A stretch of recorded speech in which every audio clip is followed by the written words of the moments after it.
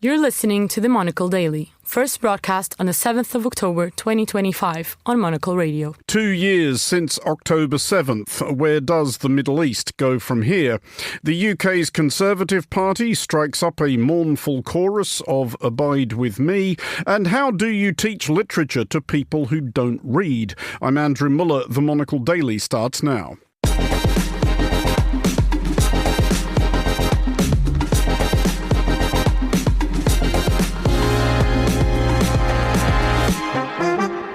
Hello and welcome to the Monocle Daily, coming to you from our studios here at Midori House in London. I'm Andrew Muller. My guests Robin Lustig and Alex von Tonzelman will discuss the day's big stories, and we'll hear from the retired British officer, Lieutenant General Sir Barney White-Spunner, about his new book, Considering Five Armies, which helped shape Europe. Stay tuned, all that and more coming up right here on the Monocle Daily.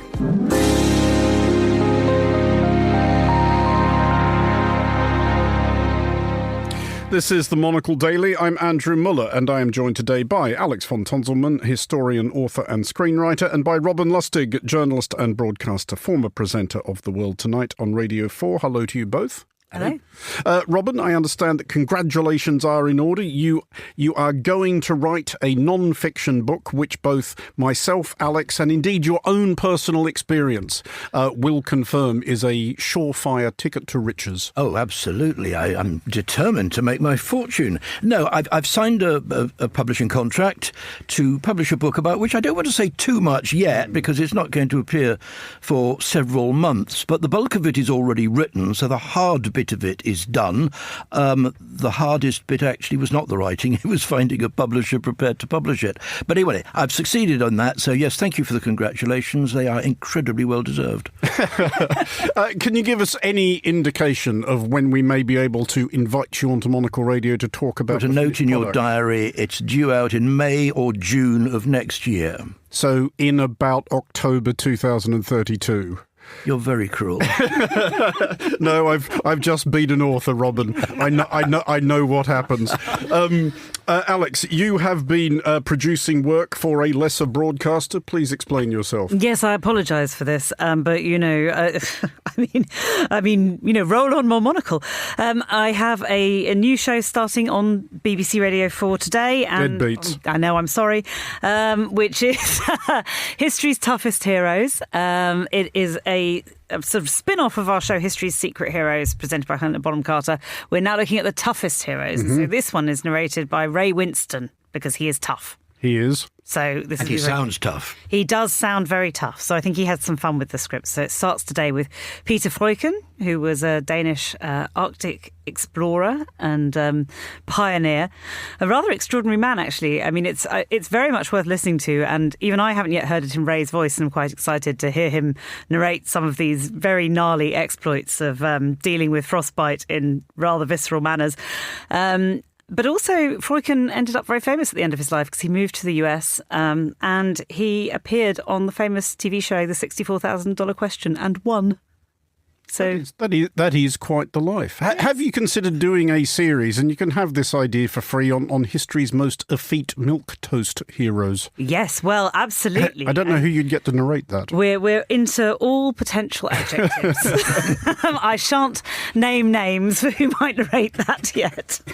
Well, we will start tonight's show proper with Israel, as it reflects on the events of this day 2 years ago.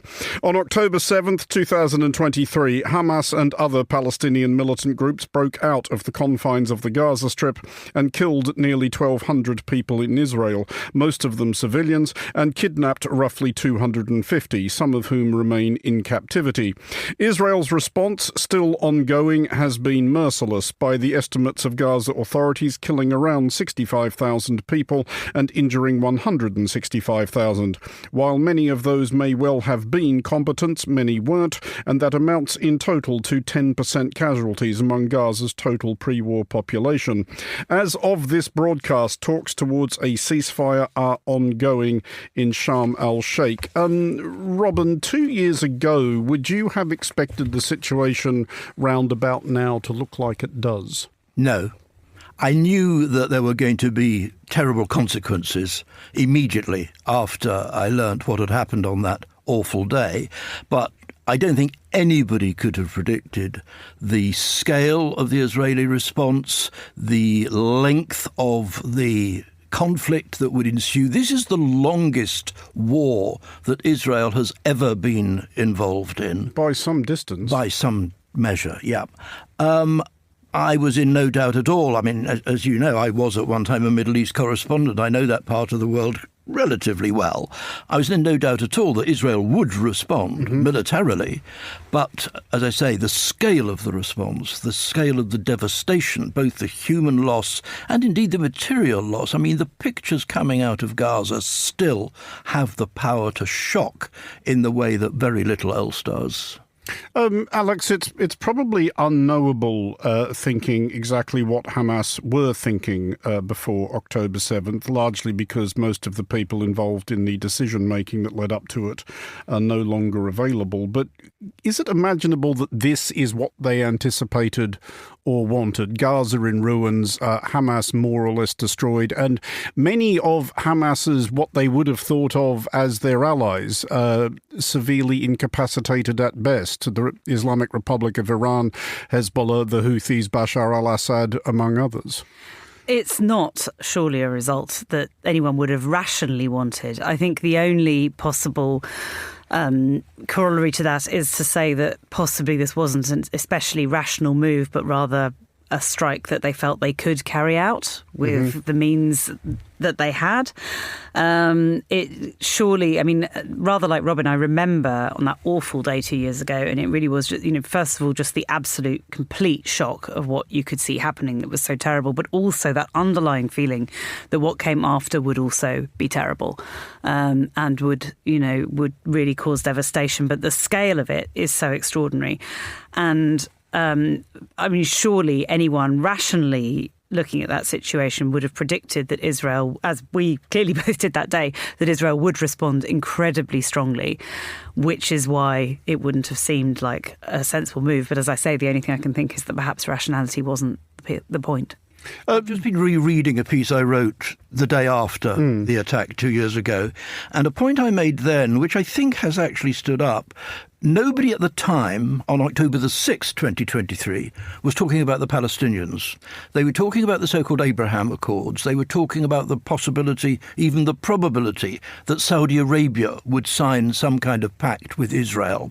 And my immediate hunch after the appalling atrocities of that day was that Hamas had decided that they wanted to put themselves back into the conversation.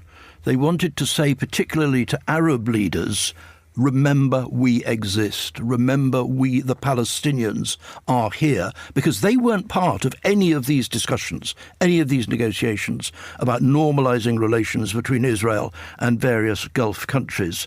Well, we've talked a lot about Palestinians in the last 2 years for all the wrong reasons. Hamas has destroyed itself. It has weakened Iran, as you say. It's weakened Hezbollah. Bashar al-Assad of Syria has gone. It's blown up in its face. Hamas has destroyed itself. Just to follow that thought up, though, Robin, we started talking about, what we would have imagined 2 years ago right now would look like. How optimistic is it possible to be about what things might look like, say, 2 years from now? The words optimism and Middle East do not sit happily together in a single sentence. I'm not optimistic, because history does not encourage optimism. On the other hand, I've always said to people in that part of the world, look at Northern Ireland.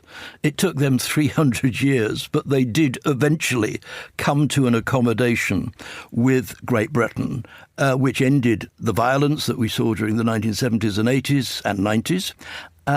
Peace will come to the Middle East, but I don't think it'll come in our lifetime. Alex, Benjamin Netanyahu, whose reputation overseas I don't think has been enhanced in many quarters by this, he is of course now a fugitive from international justice, would claim, as would his apologists and defenders, that Israel is now safer than it was 2 years ago. And again, one now thinks of, the Hezbollah, the Houthis, Iran, Assad, etc. Whether or not you agree with how Benjamin Netanyahu has gone about it, Is that true, do you think? Is Israel, in fact, safer, better defended, more secure than it was 2 years ago? I think that rather depends what sort of perspective you take on it. Yes, in terms of those immediate threats, obviously, as I said, Hamas has been effectively destroyed. Doesn't really exist now.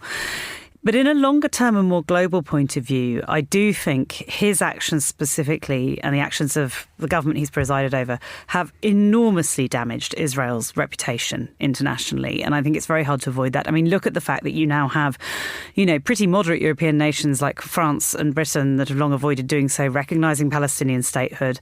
Because, even if the governments themselves don't especially wish to go radically down the road, their populations won't put up with this anymore. It is, it's so unpopular. And I think that's an enormous long-term damage, which is quite hard to assess exactly the impact now, but long-term is a real issue. Look at the fact that younger American generations are becoming more and more anti-Israel, more and more pro-Palestinian. This is a real problem for Israel, I think, in the longer view and the longer term. And I do think that's intensely damaging. And he personally, I don't think his reputation could be much lower internationally, quite honestly. Now, I think also, to be fair, he is extremely unpopular in Israel, it is worth saying. This is not actually a discrepancy internationally. And I don't think he is going to go down wonderfully in history for how he has conducted this. Well, here in the United Kingdom, the Conservative Party is putting itself and everyone else through its annual conference. For as long as the Conservative Party has been holding conferences, they have been conclaves of a party which is either in power or expects to be again pretty shortly. That is not presently the case. By current polling, an election held tomorrow could leave the Tories the fourth biggest party in Parliament, and with the possible exception of current leader Kemi Badenoch, nobody expects Kemi Badenoch to lead them into that election anyway. However, the Tories are far from the only old-school centre-right faction who find themselves floundering somewhat. We will look, Alex, shortly at the global picture for the beleaguered centre-rightists, but what do we make, judging by this conference, of the present state of the party of Disraeli, Churchill, Macmillan and Thatcher? Well, that's it. Look, let's remember the Conservatives are, by some measures, the most successful political party in Western history. Indeed so. They have sort of had the most extraordinary reputation as the natural party of government in Britain, despite, yes, of course, some ups and downs. They have, you mentioned the names there, the most illustrious history. God knows where we are now. It's sort of extraordinary. It's something that Britain has not previously had or seen. It's a huge sea change. And I think that for me, what I was really noticing coming out of conference that I think is quite extraordinary on top of that is there was one particular comment from some unnamed source saying, well, we don't really think the voters are listening to us anyway right now. They might start listening in a year or so, and then they'll want to know what we've got to say. And I was thinking, you have no idea of the challenge ahead of you, do you? You really are taking this for granted, and you have no idea what you need to do to turn this around. You're not even starting. It's not that you haven't even started on the project. You don't even understand the project. Robin, which does prompt the wider question, is anybody, not just in the United Kingdom, but in the Western democratic sphere, still actually listening to centre-right parties? Because if you think of the difficulties currently being experienced by what we might think of as the sensible old-school Republican Party in the United States, or what remains of it, the centre-rightist tendencies in, for example, France, the recent failures of the Conservatives in Canada, the Liberal Party in Australia. The trouble now that a plurality of Western electorates, if they're going to tack Conservative, they basically want to go full seething, swivel-eyed or not at all? Well, that does seem to be what's happening, doesn't it? I think if you take centre-right parties in general as being the sort of political expression of a capitalist economy, then increasingly over the last, decade or two, I suppose, increasing number of people have started to ask themselves whether capitalism is really delivering for them. Because in post-industrial societies, once the coal mines closed and the shipbuilding all went to East Asia, the capitalist economy didn't deliver for everybody. And I think over time, as economic and social inequality has grown, more and more people are saying, what you told us the bargain was, which was that you would tax us, we would work, you would make profits, but you would also provide a level of security, a health service, housing and the rest of it, which enabled us to live relatively decent, comfortable lives. That's broken. And it broke particularly during the banking crisis in 2007, 2008. It broke again, I would suggest, during the COVID pandemic, when governments around the world showed themselves to be panic-stricken at this sudden medical emergency, which they didn't know how to handle. And thousands of people died. Thousands and thousands of people became very, very scared, and I think lost all confidence in the traditional political class that the people in charge of the country, of the countries, plural, knew what they were doing. Another potted theory, which may not hold that much water, Alex, because frankly I only started working on it about 5 minutes ago, is that the shifting of what is called the Overton window, i.e. the acceptable boundaries of political discourse, because for years many of these sensible centre-right conservative parties, one of their arguments was that we are a bulwark against fanaticism, we are a barrier against racism and bigotry, we may be conservative but we're basically good chaps. Whereas now routinely part of the political discourse are sentiments and statements which would have been more or less instantly career-ending maybe just a decade ago. Yes, and in fact, we've seen that come out of this very conference. Robert Jenrick said yesterday that he went to Birmingham and was upset to see no white faces in Harmondsworth in Birmingham. Has anyone asked anyone in Harmondsworth how upset they were to see Robert Jenrick? Well, I mean, anybody would be well within their rights to be most upset to see that particular face, regardless of it. But and extraordinarily, the party leader, Kemi Badenoch, who is a black woman, defended him on this comment, which sort of, it feels quite extraordinary, you know, when you have to remember that you don't go back very far to find the Conservative Party, you know, shoving out Enoch Powell and kind of, you know, really taking a strong line against this sort of thing.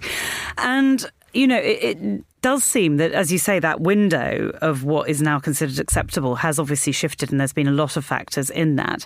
But it's quite dangerous, actually, for this to happen. And I do think, and now what you've got, I mean, it's sort of, British politics is in a very funny state where, as you say, the Conservatives are currently about fourth in the polls.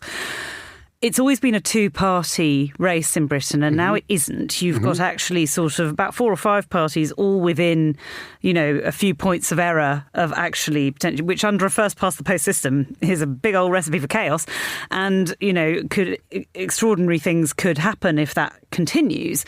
And the party out ahead at the moment by a few points is Reform, which is the much further right party.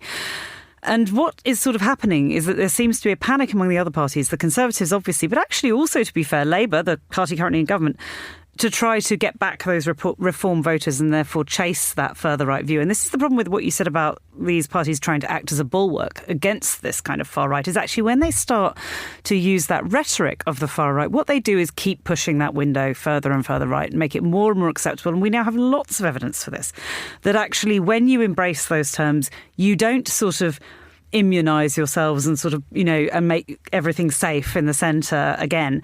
What you do is just push it further and further right. And why wouldn't voters who want that kind of thing go for the red meat of Nigel Farage and Reform? Well, indeed, to quote a wise yet sadly anonymous sage, don't wrestle in mud with a pig, you'll both get filthy and the pig doesn't care. But Robert, is this a problem that the centre-right now does have, that they don't feel like they can take on the further right because they realise that that's a lot of our vote is perhaps drifting in that direction? But as Alex says, if you appropriate the further right, well, that's not going to do you any good either, because the people who are inclined to vote for the further right are quite happy voting for the further right. Well, that's what all the evidence suggests from the past. And it does seem to me that what used to be known as the mainstream centre-right parties do have a very important choice that they need to make.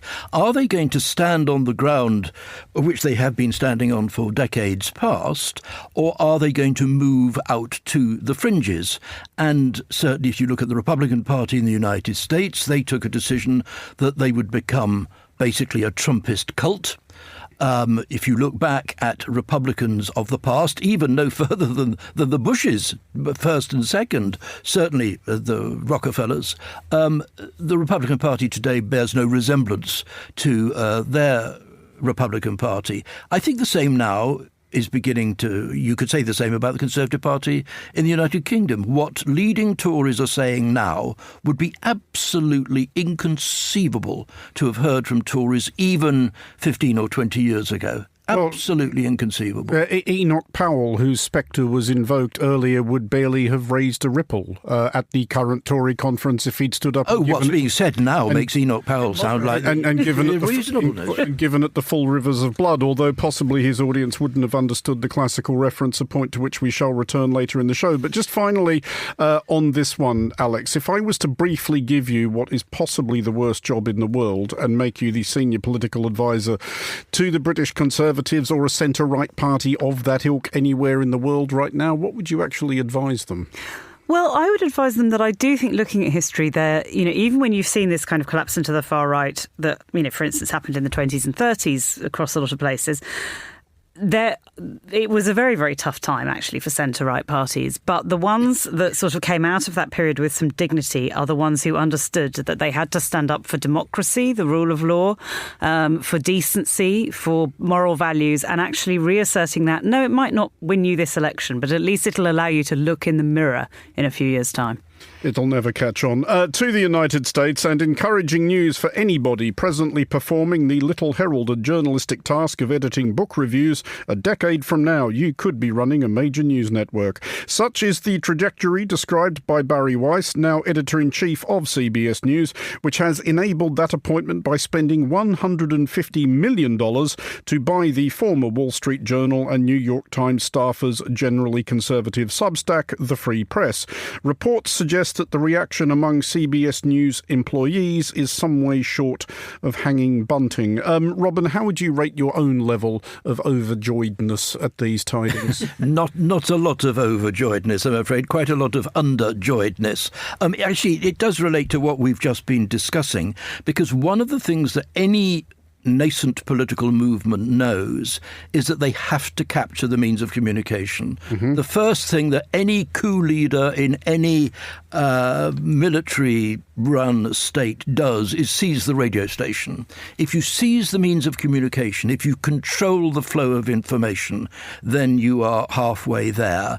And what what I call the Trumpist cult in the United States is doing with fantastic amount of success is buying, intimidating, scaring the main means of communication. Big TV networks, big newspapers are effectively falling into line.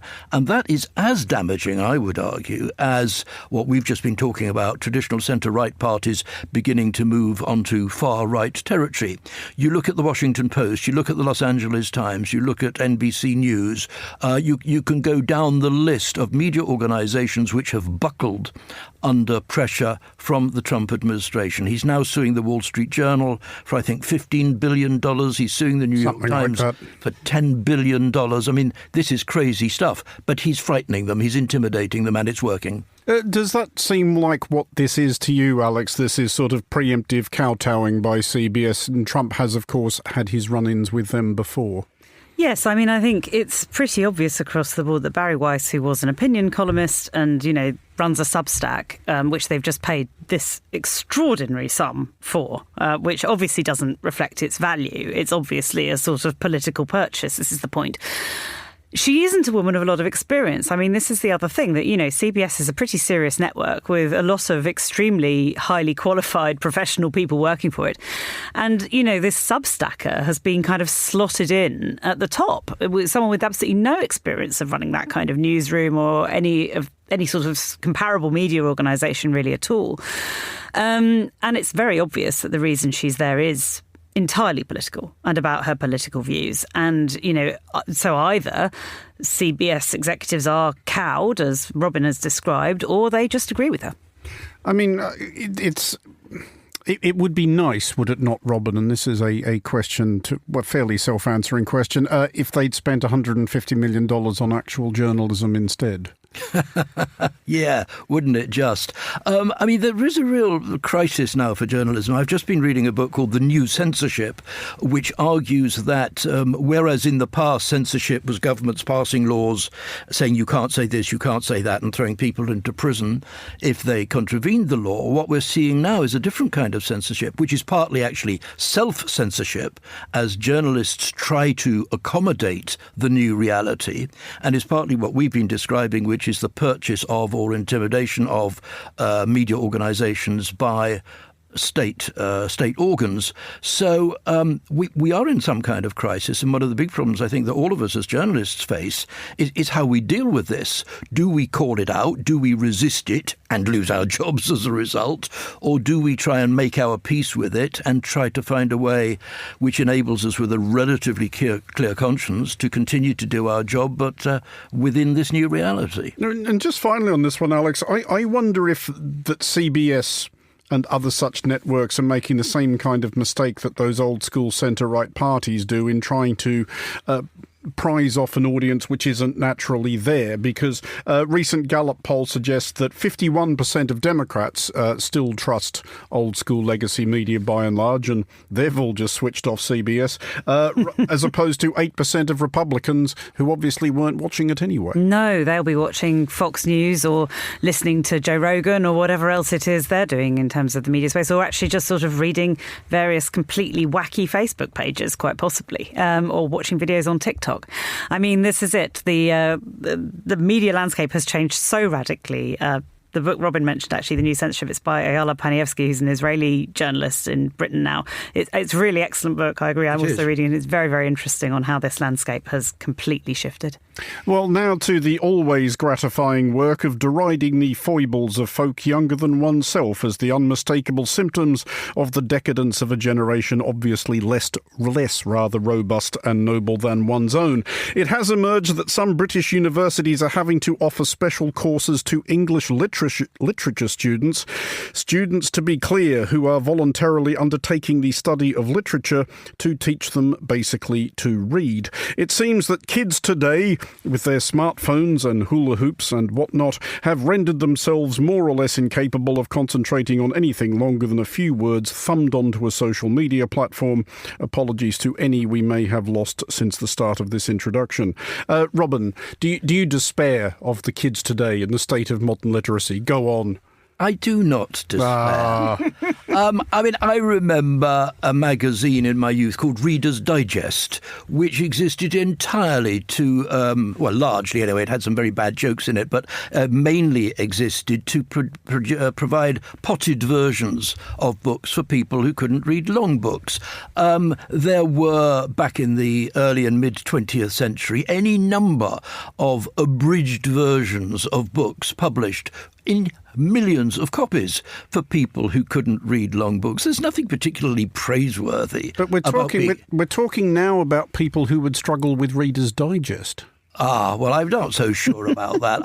I think this story is a little bit, in the way that you described it, this is old people saying young people today. I've just ploughed through a novel of something in excess of 300,000 words or 800 pages by a Victorian novelist called Anthony Trollope, simply because I'd never read an Anthony Trollope novel before, and I thought before I died I ought to. I actually enjoyed it because I like long novels, but I'm a bit strange like that. I don't see why young people should have to read long literature if they don't want to. There are other ways of spending your time.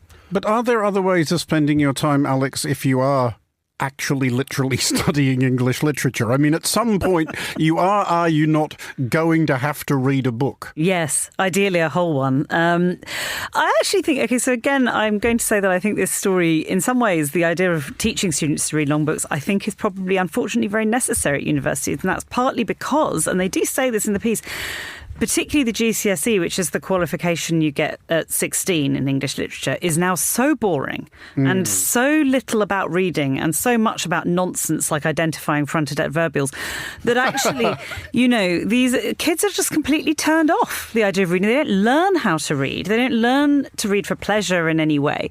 So they don't, unsurprisingly, because it's just been made as boring as possible for them. And even the gap between, things do improve at A-level, but the gap between A-level and university is huge. It's really huge. And, you suddenly are presented, having sort of been given, rather easy things like To Kill a Mockingbird, which is a very, very good book, but, it's quite short and quite straightforward and, morally simple and all of this. Suddenly you're presented with Paradise Lost and you think, Crivens, or Henry Fielding or something like this. And, Chaucer. Yeah, Chaucer. It's pretty intimidating. And, because you're that talking isn't... to someone who was made to study George Eliot in sixth form. It's amazing I never read another word. Well, there we go. Exactly. Had you had a smartphone, you probably wouldn't have done so, would you? Just look it up on Wikipedia like everyone else. And AI could have summarised it for you and written the essay for you. But Robin, there is another survey suggests that in the early 1980s, 35% of American teenagers reported reading for fun almost every day. That number is now barely over 10%, and nearly 50% of American teenagers say they hardly ever read. And given that I suspect people that's probably a massive undercount, because nobody wants to tell a pollster, yes, I'm basically an illiterate troglodyte. So that's a death spiral, isn't it? I'm in favour of people reading because I think reading is a wonderful way of educating yourself. And you've got a book coming out. Exactly. Yeah. Reading and writing, I'm very much in favour of. But I think one has to realise that times do change. It's only a relatively modern phenomenon that most people actually could read, let alone wanted to read. So we do have to change. You look at, for example, modern ways of writing poetry, modern forms of communication. You mentioned, Alex, TikTok videos. There are lots of new ways of communicating ideas, lots of new ways of imparting information. I'm not sure that learning to read very long books written a long time ago is necessarily a good capital G thing, capital Th.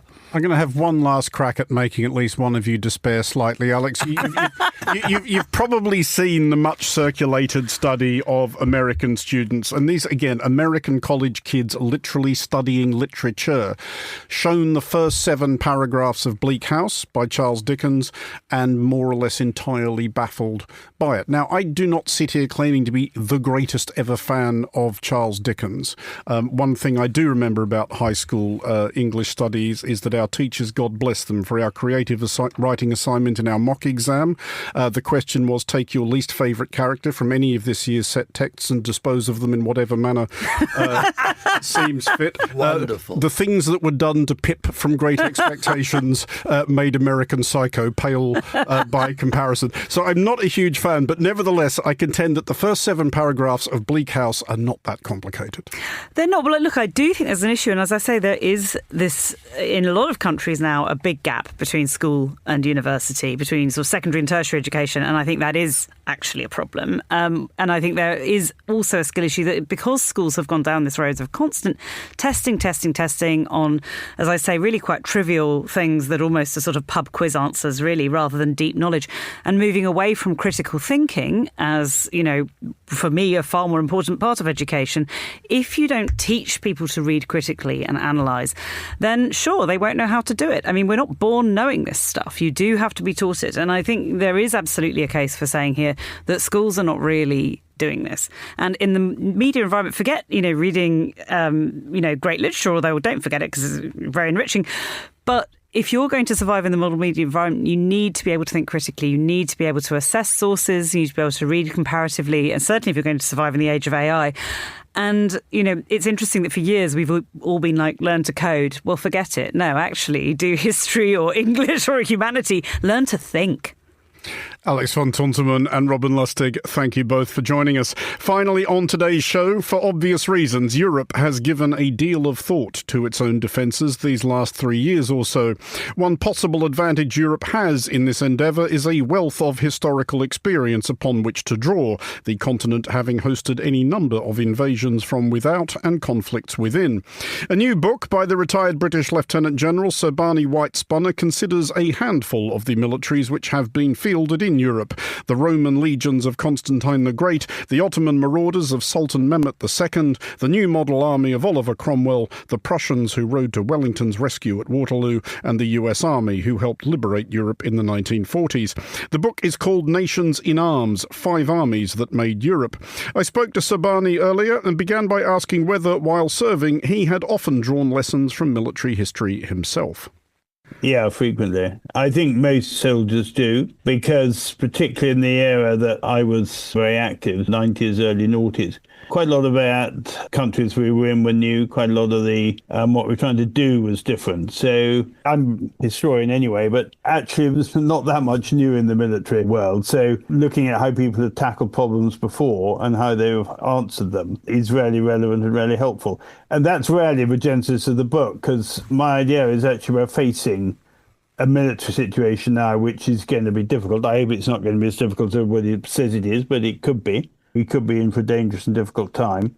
And there is a slight tendency now just to look at what we've got and just sort of build on what's there, rather than thinking back to basics. So I wanted to take 5 examples where people have thought back to basics. They've confronted a very dangerous or difficult time, or a time when, like Constantine the Great or Mehmed the Conqueror, they had a program that they had to implement or wanted to implement.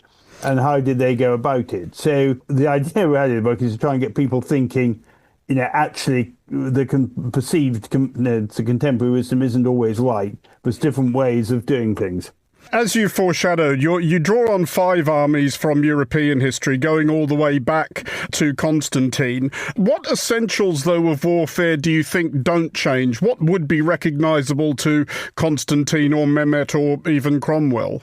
Well, there's the general things like the uncertainty, the pressures, the costs, all that. What I tried to do in the book is identify sort of 5 what I call enduring issues, enduring lessons. The first is that you've got to obviously have a professional trained corps, which is your standing army, like your professional army, and you've got to train that and equip that. But on the other hand, you've actually got to ensure that the whole nation is behind that. And that we have a slight tendency now just to think, well, defence, that's the armed forces, and there's nothing much behind it. But you go back to people like Prussian army, actually you get the whole nation needs to get involved in its defence.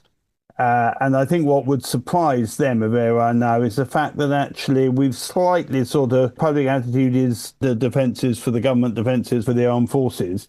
Actually, there's an awful lot more that society's going to need to do. So to give you an example of what I mean, take pandemics, take flooding, take some of the issues that migration is sadly going to force on us. Is there not a cause here to actually get more of society involved in trying to help? You can't just sort of mortgage all that out and say, well, rather small professional armed forces will deal with all that. Do any of those 5 armies you draw upon, though, necessarily build the case for large-scale conscription or national service? Because professional militaries tend not to be a fan of that idea. Totally, absolutely not. Nobody's a fan of conscription in terms of how it's portrayed, forgive me, in the media and sometimes by sort of backbench politicians now, a sort of boot camp for 18-year-olds. That's not what armies want at all. What armies do need, though, and this again is why particular example is the Prussian army, is you do need to make available for the defence of a country those skill sets which it isn't either the professional armies don't have all the time, or which you only need in certain times. So I'll give you an example, the British Army today, the medical services. That is a classic example of something which is actually really well organised. So the arrangement the armed forces have with the NHS is when they need specialists, then those specialists are provided under a reserve system. So is that conscription? No, it's not really conscription because they're volunteers, but you could get to a stage, and quite a lot of countries in Europe have done this. I actually list some in the book, whereby the government does need to say to people, you've got the skill set, you might be the linguist, the cyber expert, the space expert, the medic, the engineer, the technician, whatever, who we need. And actually, we won't, conscript you, but we do require your services to help defend the nation. And lots of countries do that. I mean, it surprise you how many. I want to close with what you close with, and it's not a spoiler, I promise our listeners, but it's that lovely quote from Basil Liddell Hart that 2,000 years of experience tell us that the only thing harder than getting a new idea into a military mind is getting an old idea out. But is the military, do you think, really slower moving than any other bureaucracy? No, I don't think it is. I did actually, but it's slightly tongue-in-cheek. But what I'm trying to do in the book is get people thinking, how do you do defence? How do you do armies a bit differently? So, yeah, it is a slightly unkind quote, but it's there for a purpose. And it's there to get sort of people to think, well, is the way we're doing things at the moment the right way? is there a better way of doing it? Is there a cheaper way of doing it? Because money is always going to be important in this, and there's no point having a debate about militaries whereby you sort of ignore the cost. No, I don't think militaries are. I think actually one of the senior militaries are some of the more progressive. But I think you do find, particularly in democracies, it's quite difficult to get a democratically elected government to start thinking differently about this, because they get in the sort of panic about how whether it'll be sort of a vote winner or vote loser. So if you do what I suggest, which is you try and get a much wider involvement in defence in the widest sense, as I say, call it reservist territory or whatever you want, I think you will find that a lot of politicians will go, oh gosh, how popular is that going to be, sort of thing. So it is a bit tongue-in-cheek, but I'm a great Little Heart fan. That was Lieutenant General Sabani White-Spunner speaking to me earlier. His book, Nations in Arms, 5 Armies That Made Europe, is available now and much recommended. That is all for this edition of the Monocle Daily. Thanks to our panellists today, Alex von Tonzelmann and Robin Lustig. Today's show was produced by Laura Kramer and researched by Joanna Moser. Our sound engineer was Elliot Greenfield. I'm Andrew Muller here in London. The Daily is back at the same time tomorrow. Thanks for listening.